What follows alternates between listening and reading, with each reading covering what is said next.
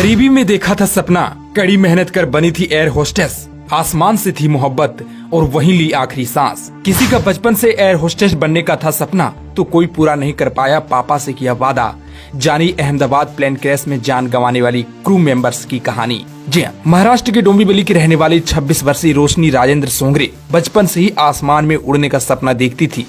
10 by 10 के छोटे कमरे में रहते हुए भी उन्होंने कभी अपने सपनों को छोटा नहीं होने दिया। पिता टेक्नीशियन थे, माँ एक साधारण गृहिणी, लेकिन परिवार ने हर हाल में रोशनी का हौसला बढ़ाया। पढ़ाई और मेहनत के बाद आखिरकार रोशनी ने फ्लाइट अटेंडेंट बनने का सपना सच कर दिखाया। रोशनी ने करीब 2 साल तक स्पाइस जेट में बतौर एयर होस्टेस का काम किया। फिर उनकी काबिलियत ने उन्हें देश की सबसे बड़ी एयरलाइंस एयर इंडिया तक पहुंचा दिया।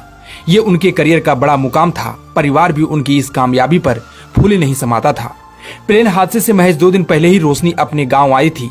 दादा चाचा चाची से मुलाकात की, परिवार वालों से खूब बात भी की। इस साल घर वाले उनके लिए शादी का रिश्ता भी देखने वाले थे, लेकिन किस्मत को कुछ और ही मंजूर था। घर लौटने के बाद वो लंदन की फ्लाइट पर ड्यूटी के लिए रवाना हो गई, जहां अहमदाबाद हादसे में उनकी जिंदगी थम गई।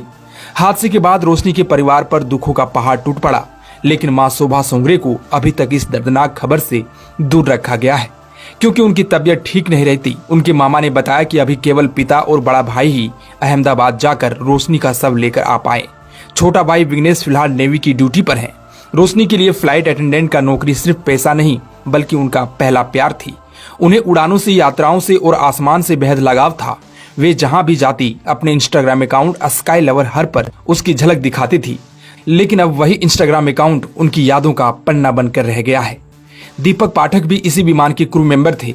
वे बदलापुर में रहते थे। वे 11 साल से ज्यादा समय से एयर इंडिया में काम कर रहे थे। दीपक हमेशा उड़ान भरने से पहले अपने घर पर फोन करते थे। उन्होंने गुरुवार को भी ऐसा ही किया था।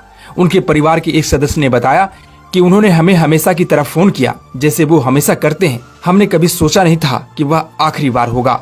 वहीं मैथिली मोरेश्वर पाटिल भी इसी विमान की क्रू मेंबर थी। वे 24 साल की थी। वे नावा गाँव पनवेल की रहने वाले थी। विमान दुर्घटना की खबर सुनने के बाद गांव के लोग उनके घर के पर जमा हो गए।